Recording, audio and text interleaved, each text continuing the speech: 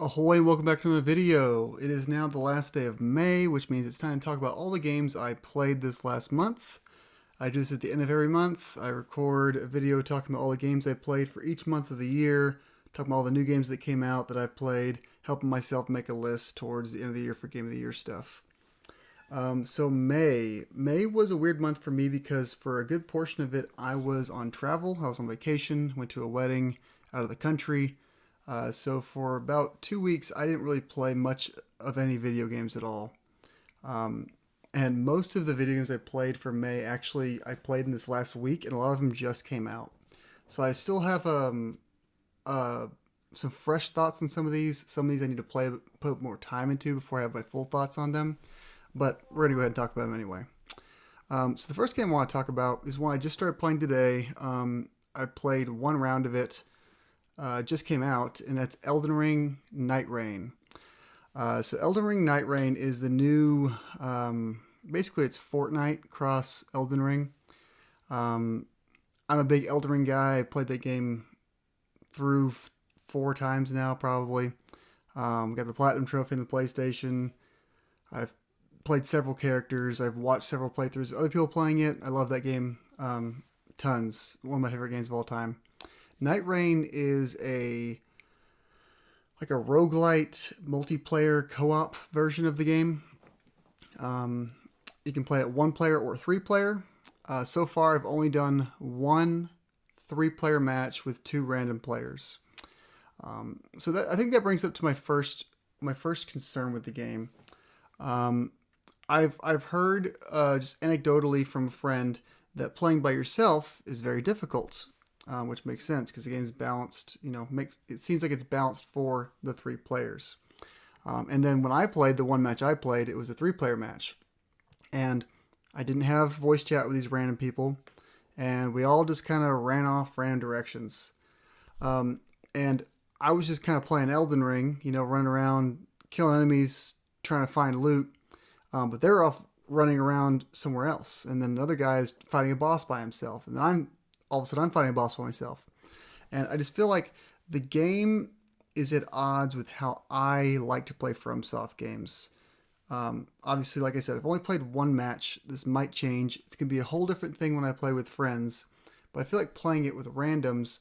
The way I play these games, I like to be slow, methodical, and explore and check around all my corners, look around every little nook and cranny to find everything. But I feel like this game is fast paced. It wants you to be moving. It wants you to make decisions quick, get stuff, go to the next area, get something, keep going. Um, so I feel like the first day, the game's segmented into 3 days.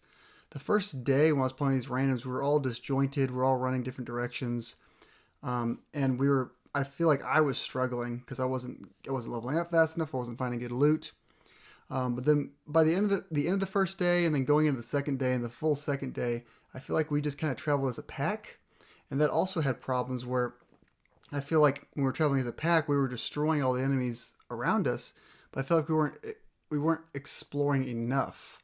So we went from being all scatterbrained to one close nucleus of a cell of 3 people. And then when we got to the day 2 boss. It was a tree sentinel and a couple other people on horseback. We took out the couple of people on horseback, and the tree sentinel came by, and none of us were strong enough to do any damage to it. We were wailing away on it for minutes, I don't know, 5-10 minutes, and its life bar was going down like this much. So clearly, none of us were strong enough to deal with that threat. And I feel like that was because the whole second day we didn't explore, we didn't get good resources, we didn't level up enough. So I feel like I'm just gonna have to really come to terms of what this game needs out of me, the pace at which I need to play, and how I need to go about exploring and leveling up. I did enjoy the game because it felt like Elden Ring. It felt like Elden Ring. It played like Elden Ring. And it looked like Elden Ring, which is something I love, but I'm wondering if the fast pace and the roguelite nature of it is going to work for me, because one of the things I like in these FromSoft games is making a character, progressing that character, and I love leveling up, And obviously, in this game, you don't have permanent level ups. You start over at the beginning of a new day. So I think I'll end up enjoying the game. I think when I play with friends, I'll have a lot of fun. I just have some hesitancy as it is now. If I'm going to love it as much as I love base game Elden Ring. Next game I played, another game I just started today, a game that just came out, I think this last weekend. A little indie game that I actually hadn't heard about until after it had launched. It is called, and sorry for butchering the name, Pipistrello and the Cursed Yo-Yo. I'm playing this on my Switch. This is a game made by Pocket Trap. It's a top-down, it kind of feels like a Zelda-like. The way I found out about this game was I was just scrolling through YouTube homepage, trying to find random videos to put on my watch later, and I saw a review for it. Thought it was interesting looking. I watched a few minutes of it, and then I went to OpenCritic, and this game was like one of the highest rated games of the year somehow already. It's got like an 88 on OpenCritic. And I was like, okay, I'm going to give it a try. I tend to like these kinds of games. I like Zelda-likes. I like pixel art games. I like having these kinds of games on my Switch. So I downloaded it, gave it a try today. And so far, after the first 45 minutes or so, I really enjoy it. It's a, like I said, it's like a Zelda-like. Your B button is a little hop jump. Your Y button is the yo-yo, so the title's called And the Cursed Yo-Yo. So you attack with a yo-yo, kind of like a Castlevania whip motion. So you have a distance attack. Really satisfying to hit the enemies. That's a lot, like it hit stun. They flash and it stops their motion. It feels really good to hit them. You can also throw the yo-yo both for attacking enemies and for solving puzzles. Most of the time, just so far, just like hitting a lever, and the lever opens a bridge. But it's fun. It's pretty simple so far. Like I said, I am very early in the game. I'm sure it'll open up a little bit, but I'm really enjoying it. I found like a heart piece equivalent, and it's like find 7 more of these, and your maximum life will go up. And I was like, okay, so I like searching maps. I like finding heart pieces in Zelda games. That aspect of the game is going to work for me. It also has a badge system. Think of Hollow Knight, where you have like a certain number of badge, or maybe even like I think of like Paper Mario, where you have a certain amount of points and badges cost a certain amount, and they have different skills attached to those badges when you equip them. So far I only have 2. It's like the first one that it basically gives you when you start is the ability to see enemies' health bars, which is just a useful thing. Otherwise, you're just kind of in the dark when you're hitting them. And then I got one for getting an extra heart piece, which just felt like a good thing to have, extra health. Because you start with 3 hearts like a normal Zelda game, and I have 4 hearts, and that's just 33% increase. Hard to skip that early game. Yeah, feels really good. Pixel art's really nice. It's a funny little story. Basically, you are the nephew of a very rich person in this world, and this rich person, something happens. I won't spoil it for big story spoilers, but the bad guy does something to your aunt, and then the aunt gets sucked into your yo-yo, and then she's like your companion, talking friend person that lives inside your yo-yo, and you're trying to get the 4 super batteries or mega batteries, whatever it's called, back to restore her out of the yo-yo, whatever. But basically what it sounds like is 4 parts of the map, 4 bosses, 4 dungeons. Go get those in any order you like. It basically, right when I started, it gave me 2 dungeons to go to. It literally said, I don't care what order you do this in. So it feels like I'm just going to go do some Zelda dungeons, fight some bosses, yada yada. Simple concept, something that's been done before, but so far well done, and I'm enjoying it a lot. I can't wait to play it more. But the one game I did play this month that I did actually play all the way through, Elden Ring and Pipistrello, I just started today, played about an hour of both of those each, but a game I did put some good time into and finished was actually the Sea of Stars DLC, Throes of the Watchmaker. So for anyone who's played Sea of Stars, this is a free update, free DLC that takes place in the post game. So you have to have beaten Sea of Stars to start this. It is a fully disconnected DLC. So what I mean by that is you have your end game equipment, items, levels, and you go to this DLC part of the world, and it basically resets you. You're level 1, no inventory, no equipment, yada yada yada. So this game, there's a character, there's a watchmaker character that you'll meet in Sea of Stars, and you're gonna get sucked into this little world they've created. This whole world, you're trying to. It's like there's something in this world that's evil, that's destroying it, and you've got to stop the evil within this tiny world from getting out to the big world. Whatever. The whole game takes place in like a circus theme. So you have like the big top, like circus carnival tent stuff. All the items, like your healing items, are all like popcorn and like cotton candy and stuff like that. But this is just, for me, it was more Sea of Stars. Sea of Stars was one of my favorite. I think it was my top 10 in 2023. If not, it was close to being my top 10. I really enjoyed it back in 2023. It is a turn-based RPG with like timing-based combat, which is one of my favorite kinds of games. I just talked about Clair Obscur last month. Similar story. Turn-based combat, but timing-based attacks and defense. I think Sea of Stars has very, very fun offensive attacks. So where, like last month with Clair Obscur, the game is really great with the parrying and the dodging that like throws it over the edge for me. But the attacking side of it, the timing-based attacks are pretty straightforward. You just press X in like pretty repeatable rhythms. But in Sea of Stars, every attack has like a very unique animation, and you're doing very different things, and they can go on forever if you keep timing them correctly. And that's no different here in this DLC. You get a whole new set of moves. Your characters get new classes. You do play with 3 characters in this DLC. The 2 main characters of Valere and what's his name? The sun guy. I can't remember what his name is. Zale or something like that. Zale. Then you play as like a little robot as your 3rd character.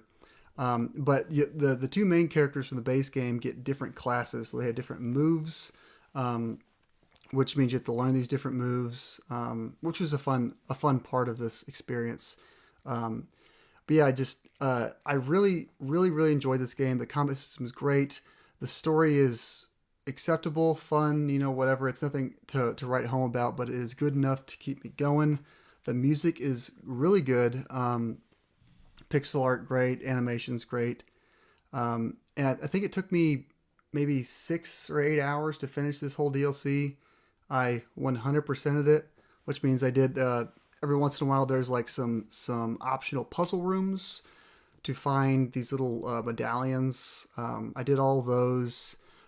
Cool thing about that, if you are into the Sea of Stars and like, if you played The Messenger, Sea of Stars and The Messenger are made by the same people, and they are like in the same world. They have a connected universe. If you didn't know that, and if you play like, I've never played The Messenger, but I have 100% of the base game of Sea of Stars, and it kind of tries to tie those knots together with some like optional stuff. And if you 100% the base game and 100% the DLC, there is more of that there. It'll give you some more to chew on with that. But yeah, just a great little DLC. And I can't get over the fact that it was just free. I probably would have eventually tried this had it been a paid DLC. Maybe it was $10, $15. I probably would have eventually given it a try. But the fact that it was free and my Switch just downloaded it, I just like tried it on a whim, and then I just finished it. Very, very fun. If you like Sea of Stars, I definitely recommend trying this out. If you like turn-based RPGs, and you like, things like Paper Mario or the Mario and Luigi series, things that have like a timing based combat system, or if you like Chrono Trigger has a lot of Chrono Trigger inspirations as well. If you like any of those games, give Sea of Stars a try. It's really good. It's not a super long game. It has some really satisfying like exploration and like really good post game content if you like want to really dig into it. And then this whole DLC being free just adds on to that. Just a great game. I hope they make another. Obviously, they've made the Messenger. They made Sea of Stars. I want them to make another Sea of Stars like. As much as I like 2D platformers and Metroidvania like games, Sea of Stars was just so wonderful. I really want to see them make another game like that. But yeah, Sea of Stars, Throes of the Watchmaker was my May game of the month. We'll see if maybe Elden Ring Night Rain, if it comes around on me, and by the end of the year, that's retroactively my favorite game from this month. But as of right now, it's the Sea of Stars DLC. There's one more game I did not play this month that I have downloaded and fully intended on playing by the time I recorded this, but unfortunately I have not, and that is Doom: The Dark Ages. So I intend on playing it this weekend. I'm recording this on Friday the 30th to post on the 31st. I intend on playing Doom: The Dark Ages this weekend. I have not played Doom 2016 or Doom Eternal, but they look fun. I've always been interested in them, and Doom: The Dark Ages is right there on Game Pass. My Xbox has it downloaded already. I'm going to give it a go. It looks like it's quality game. I've heard some differing opinions from some different people. Some people seem to like it because it's more Doom. Some people don't like the slower pace. I'm going to go into it fresh eyes, having not played the first two, and see how I like it. But yeah, that is all the May releases that I have played or I plan on playing. But I did play one other game this month. Well, that's not true. I played a couple other games this month, but one other game with a meaningful amount of time, and that was Undertale. So I said I was on travel this month. I did decide that I wanted to play a game on the airplane because I was going to another country. It was like a 10-hour flight. It's like, I'm going to have a game ready that's been on my backlog that I need to play. I'm going to play it on the flight. And the game I chose was Undertale because I really want to. I've been interested in trying Deltarune on the Switch 2 when it launches next week. So I finally, after years of putting off Undertale, I downloaded it to my Switch. I played it through basically all in one sitting, and I actually really, really enjoyed it. I figured I would enjoy it. I've been told I would enjoy it. I finally sat down and played it, and turns out, yeah, I liked it a lot. So I was surprised it was a pretty short game. I've only done one run of it. I know there's tons of endings, and there's different ways to play the game to get different kinds of endings. I just did one, play it through naturally. Don't think about it too hard. Don't try to get a special ending. I just play it through one time. And I really, really liked it. I was surprised, everyone talks about like the game's humor. I was surprised that I actually did enjoy the humor of the game because it was one of those things where like, I like funny games. I like funny things, movies, TV shows, whatever. But just the fact that when people tell me something's funny, it has its personality or its reputation is that it's a funny written game. I'm always like, oh, well, I'm sure it's not that funny. Oh, well, I'm sure it's just overblown. I did actually think it was written pretty smart, and it had some pretty funny moments, and I enjoyed it. Not every joke landed with me, but a lot of them got more than a chuckle out of me. The combat system was also really interesting. Basically, on the offensive side, you have like a meter that's going to one side to the other, and you time it by hitting like the A button, and the more in the middle you get, the more damage you do. And different weapons have like different amounts of bars you have to stop in the middle. And then the defensive side of the battle, which is what I enjoyed more, you're in a little box, and you're a red heart, or mostly you're a red heart. You're a heart, and you're playing like a bullet hell. So the enemy's attacks go into this box, and you have to just dodge it by moving around, and literally dodging the attacks with your joystick in this little box. Really cool idea. I just like I mentioned with Sea of Stars, with Clair Obscur, I really like this turn-based RPGs that have like timing-based or unique mechanics that aren't just click this button, does as much damage, click that button, does as much damage, they hit the button on you, it does that much damage to you. I really like when the games have a little bit of depth to, allowing me to dodge hits or remove all the damage for myself, or get do more damage to them because I timed it really well. Just adding that extra little dexterity and like skill ceiling to turn-based RPGs really, really works for me. Like I said, I really ended up enjoying it. I plan on this weekend sometime, my friend Craig over on Craig's Game Room channel, podcast, yada yada. He's a big Undertale lover. He's played it. I assume he's played it several times. He seems to really enjoy it.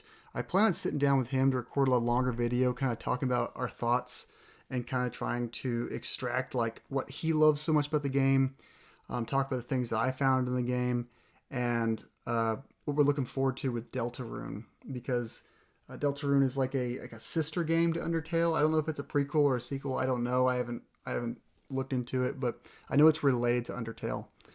So I want to get that conversation out with him just in preparation of that game coming out next week, because I think I will play it at launch. But yeah, glad to finally get the game under my belt. It's one of the bigger like indie games on my list of shame, my backlog, and it's one that I feel was like I needed to get some experience with. It's an important game that I just need to play. I just need to play at some point, and I'm glad I did, even if I only did it once. But yeah, that was the games I played for May. Like I said, a bit of a lighter month. Most of the games I played were like in a small window at the end of the month when I got back back to my house. But I really enjoyed all the games I played this month, and it's going to be kind of frantic. I want to try to finish at least Pipistrello by the Switch 2 launch. Maybe I'll try to play a good portion of Doom by the end of this next week. Play some more Elden Ring as possible. But a week from this recording, Switch 2 comes out. I've got it pre-ordered. I plan on being there at midnight release. And then I've already told myself that whatever games I'm playing on my Steam Deck, my Switch, my PlayStation, my Xbox, I'm dropping all of them. They're all getting put to the side for now. And I'm going to just play Switch 2 launch games. I've got a handful of games I'm going to get at launch. Mario Kart, Deltarune, Fast Fusion, which is like the new game from the people who did Fast RMX.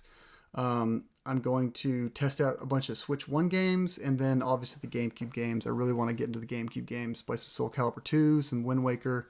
I've never played F-Zero GX, so I'd like to try that.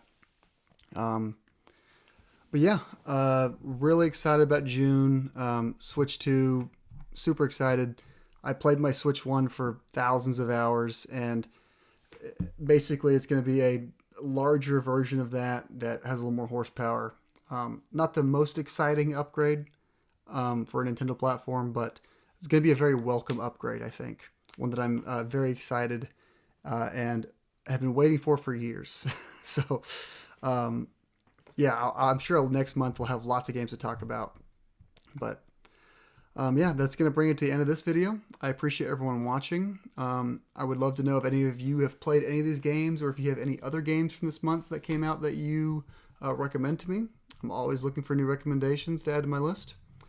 But yeah, thanks for watching, and we'll see you next time.